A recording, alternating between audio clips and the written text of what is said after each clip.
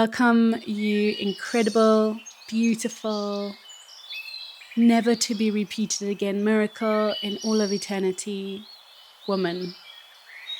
I'm Shaylin, and I'm here to bring you some encouragement and comfort today, and a little bit of insight of something that has been incredibly life-changing, soul-changing for me.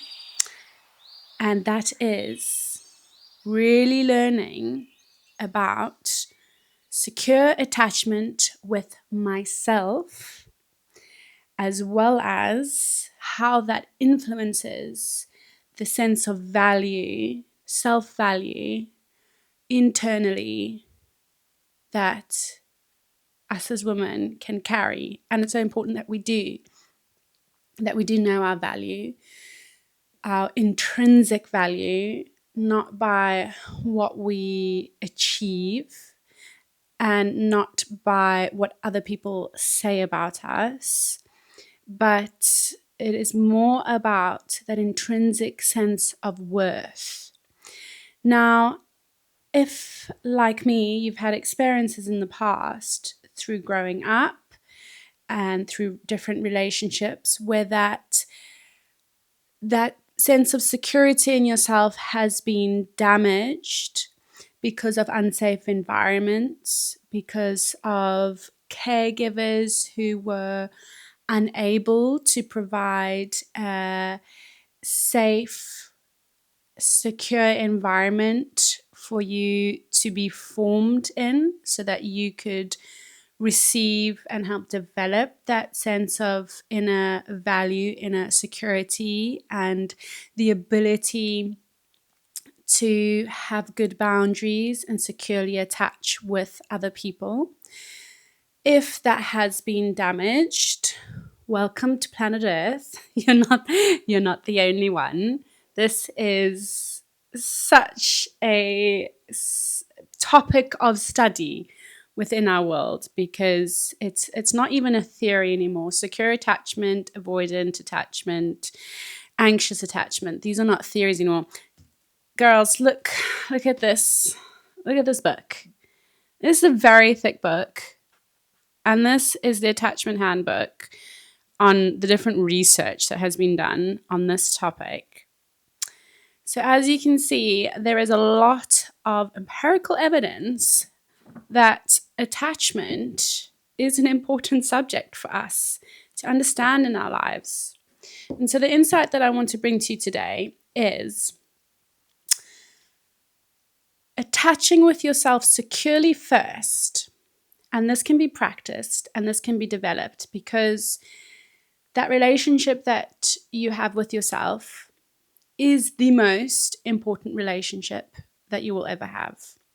And everything in your life will flow from the relationship that you have with yourself, including how you treat other people when you're in intimate relationships. Because isn't it true that the way you treat yourself internally, that internal voice, that attitude you have towards yourself, that love that you have towards yourself, that is the well of your value, your attachment to yourself.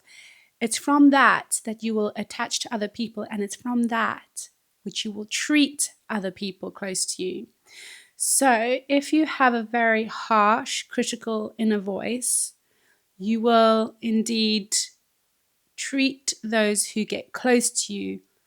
That harsh, critical inner voice is going to come out and be aimed at them. Those internal voice, that internal critical voice will then be projected onto that person you're in relationship. And yes, of course, it's going to affect your relationship and make it not a secure attachment for the other person because, your projections are coming out on them. And this is not a judgment, and this is not for self-condemnation. This is just to shine a light on what's going on within your own relationship with yourself so that it can be healed and restored, so that that secure attachment you have yourself can then be enjoyed and experienced in your relationships. I want you to imagine that you have an internal garden. So in the Middle Ages, in the medieval world, there was these incredible, you can look this up, incredible artwork and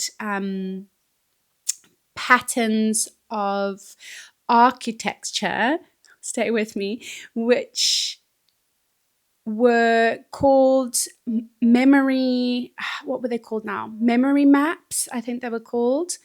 And this was like a psychological architecture that would be drawn out to remember things, basically. So it would be an internal place that you go to, that you can walk around, and that you can know the path that you're taking, and through that path, perhaps it's in, a beautiful garden, you would know where certain things are, and it would help you to remember. So if you were learning a whole book, you'll be able to put things in certain places in this internal mind memory map, and you'll be able to go to that place within your head and be able to remember what it was and where it was. And people absolutely still use this, and they use it for doing speeches and this kind of thing. My point with bringing this up is, we do psychologically have an internal landscape. And I like to think of it as the garden of the heart. And within that garden that we all have, there is a well. And that well is where we need to get our sense of value from. So our value is not coming from the outside. We're not waiting for rain. We're not waiting for someone to come pour water into that well. We are getting well from a deep place. It's coming, if you think about all that water and all that nourishment that's within the earth, or that is coming up through the earth, that is our sense of value. That is where we get our worth from. That is that intrinsic deep place that doesn't require another person's approval, another circumstance to come about. It doesn't require anything from the outside to give us that value. That value is coming from within that well, from deep within the earth. And I'm somebody who believes in God, and my well, and I believe that all of our well should be that place with God. So you can start to get and generate your sense of value from, maybe you want to call it meditation. Absolutely love meditation. There's so many incredible practices. If you look at the old Christian traditions of meditation from the medieval world, or the ancient Jewish meditation practices, these are all very good to help you kind of get in touch with that place, that internal well from which you can draw your sense of value, and also find that sense of healing from insecure attachments and avoidant attachments that have happened and been created in your life from experiences. So let's just a little recap of that. So you've got your internal garden, and within that internal garden, you've got this beautiful landscape that you need to cultivate and take care of. And within the center of that, you have your well. And from that well, that is where you get your value from, despite what you have been through in your life journey, and despite what is going on within the outside world. So once we can just go back to that place, start there, start at that internal well. Now, just to get a little bit more practical, let's just touch upon the secure attachment with yourself. So this is something I have worked on in my life, because I have, if you look through the rest of my videos, you'll see there's all sorts of stuff there about my history and things that I have been through. Won't go into it here, but I have had to develop a secure attachment with myself. And sometimes this it can be going absolutely wonderfully, and sometimes things get triggered or things come up that I'm like, oh, okay, I still need to deal with this certain part of myself, or okay, I'm still a bit, wobbly in this certain area of myself. But here's just a few things that I want to encourage you with. And it is from a book called Emotional Sobriety, the relationship trauma to resilience and balance. This is an incredible book. I do encourage you to get one yourself and read it because there's so much good stuff in here. But I just want to go through several points just quickly, just so you can go into the rest of your day with maybe something, a thought or an idea, or just an understanding that's been sparked within you to help you from today develop that secure attachment with yourself. Okay, so firstly, I'm going to go through these. 1, don't avoid life. So if you start avoiding your life and potentially the things that have happened in the past to you, or circumstances which you're running away from, that is not going to be great for your sense of value, because you're going to be teaching yourself that you don't face things, and that is not what a woman of value does. She faces the things that she needs to face with gentleness and firmness, and she doesn't avoid life. So learning to tolerate small amounts of stress and manage them builds resilience in both children and adults.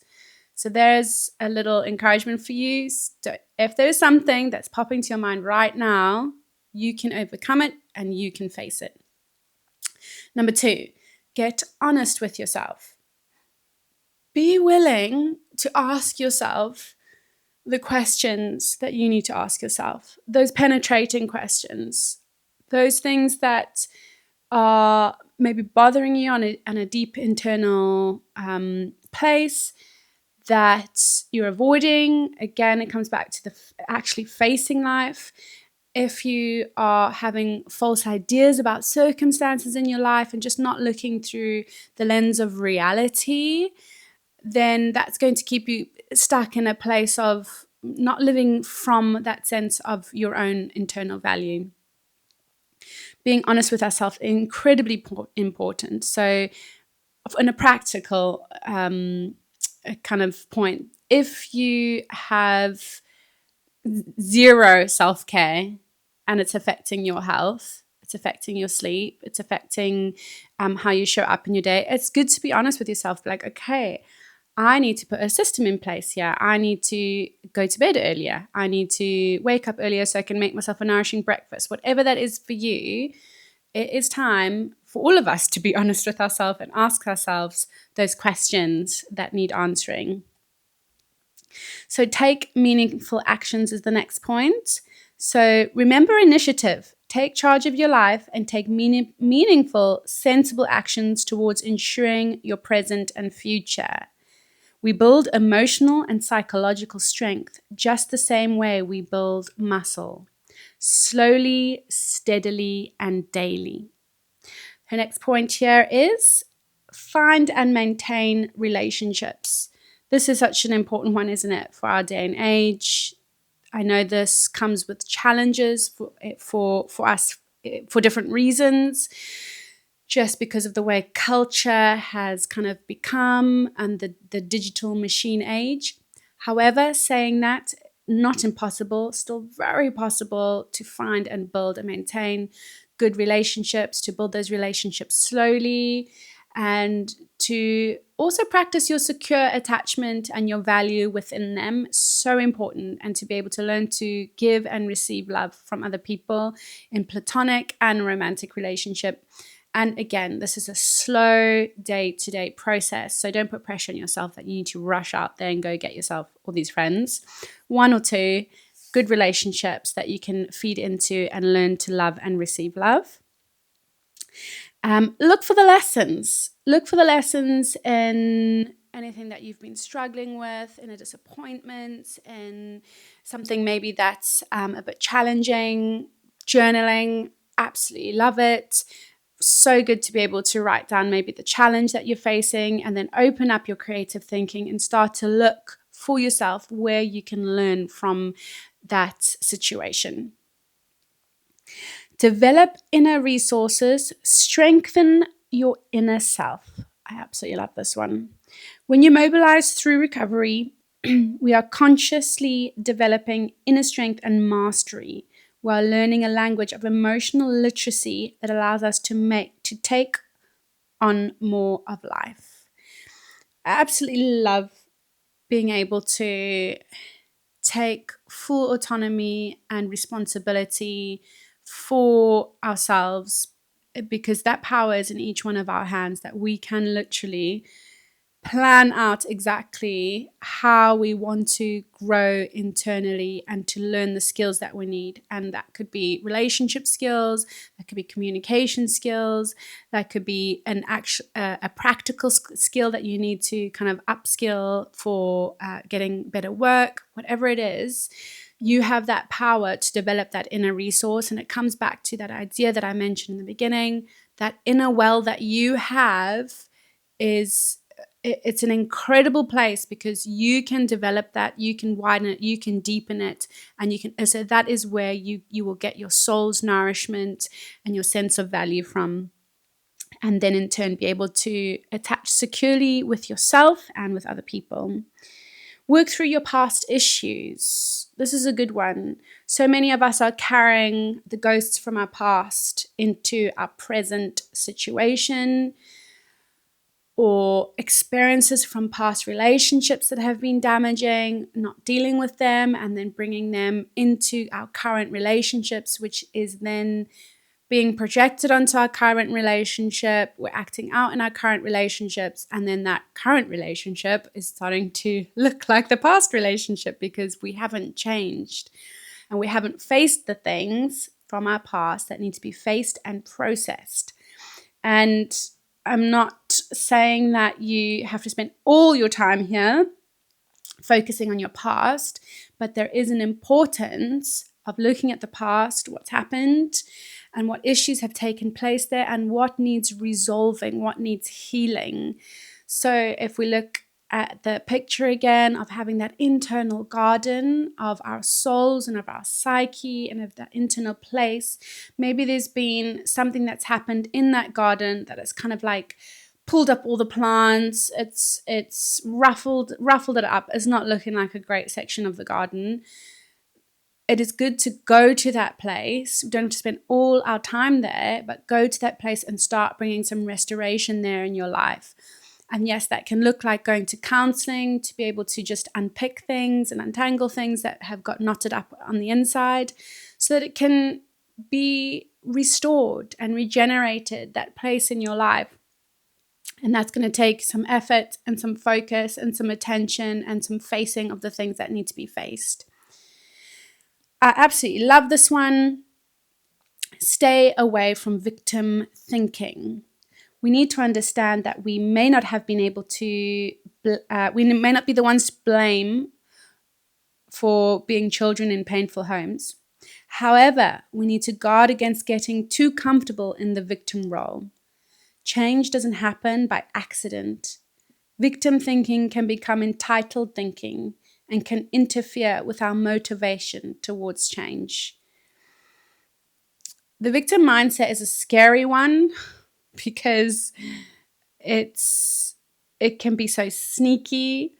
But I think once you can see it in yourself, removing it is so freeing, because when we play the victim in our lives, in any situation, when we are looking at life through the victim lens, it completely depowers you. It completely takes the wind out of your sails.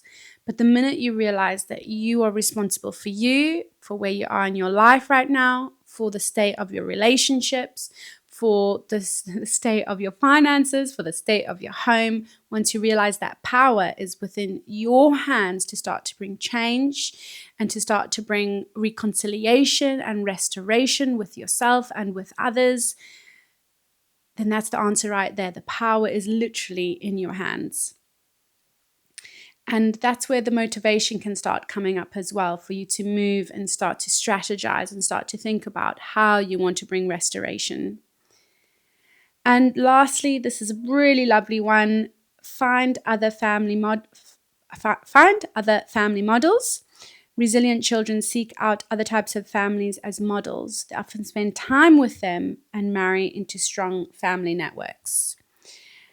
That is an important one, because if your model has been an unhealthy family, a family where there has been no secure attachment, where there has been no affection, where there has been no safety that has been created, and if that is the only model that you are working from within your life, then you're not going to know any better. So, and there is better out there. There is secure families. There are relationships that can be secure, where there can be a give and a take and an autonomy and a freedom within both people, that there's not control. There can be beautiful relationships, and we need to be able to remap and re-understand and remodel what that secure relationship looks like, so that we can partake of it and that we can heal through healthy relationships. So, my friends, beautiful ones, that is my encouragement for you today. If you want to find out more about everything that I've been talking about, just go more in depth. The book Emotional Sobriety has been a really good book for my own life. And just the final encouragement, just a little recap. Your value is intrinsic. It doesn't belong to anybody else. It is something that you cultivate in your own life, as well as that you get from within yourself. That self-love, that self-care, that relationship that you have with God, that is where the rest of your life is going to flow from. And from that, start to develop a secure attachment with yourself. Because from that secure attachment that you have with yourself, that is how you're going to show up in your relationships. And also from that secure attachment, you're going to be able to have better boundaries in your own life, not to keep other people out, because boundaries are not there just to cut people away and cut them off, but they're there to protect the garden of your heart, to protect what is beautiful in your life. I hope that's encouraging to you, my friends. If you like this video, do leave a comment, like, and subscribe, and I'll see you next week.